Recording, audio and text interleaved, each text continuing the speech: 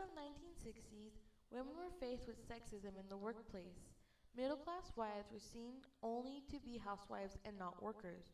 Though some fought, most women were locked in traditional roles of wife, mother, nurse, teacher, secretary, and other feminine activities without the possibility of individual advancement or achievement. It was not until writer, feminist, and women's rights activist Betty Friedan wrote her novel Feminine Mystique did women take action. Here are a few words she stated on an interview in which she believed allow men to achieve the goal of peace. No to the masculine mystique. They are saying no to that brutal, sadistic, tight-lipped, crew-cut, Prussian, big muscle, Ernest Hemingway, kill bears when there are no bears to kill, and napalm all the children in Vietnam and Cambodia to prove that I'm a man, and be dominant and superior to everyone concerned, and never show any softness. Well, these boys that are wearing their hair long are saying, no, I don't have to be all that crew-cut and tight-lipped. I don't have to be dominant and superior to anyone. I don't have to have big muscles because there aren't any bears to kill. I don't have to, kill anybody to prove anything. I can be tender, and I can be sensitive, and I can be compassionate, and I can admit sometimes that I'm afraid, and I can even cry. And I am a man, and I am my own man. And that man who is strong enough to be gentle, that is a new man, and he is the other half of this revolution, and he will live longer. I mean, he won't die 10 years younger than women, as American men have been doing lately.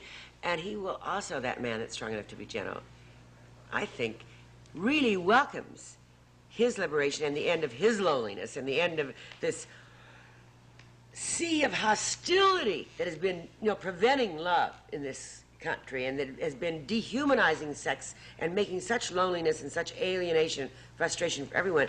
And he will welcome a woman who can come out from behind that simpering, mask of ruffles that hides so much rage and impotent rage and unnecessary covert manipulativeness, and welcome the woman that can come out of that mask of ruffles. Were Friedan's words, women unhid from their mask and protested against the Miss America pageant in Atlantic City. They threw in a can called Freedom Trash Can items such as bras, Playboy, and corsets to symbolize the end of women discrimination.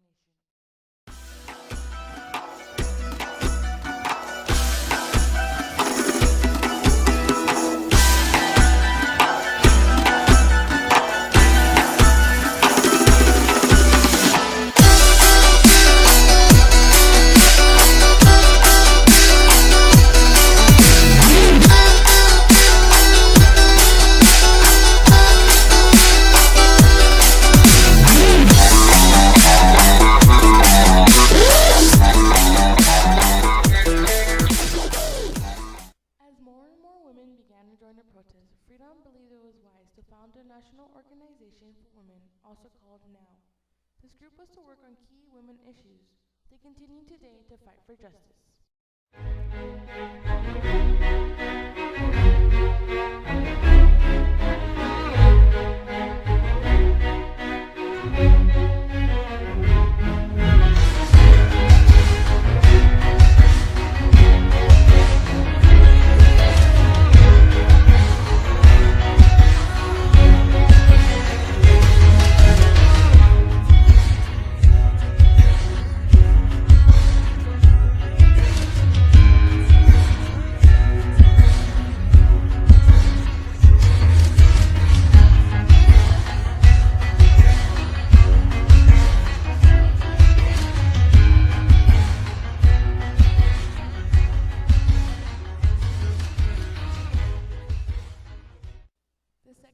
Feminine activists lasted for 20 years and was all thanks to Friedan, who wanted more in life.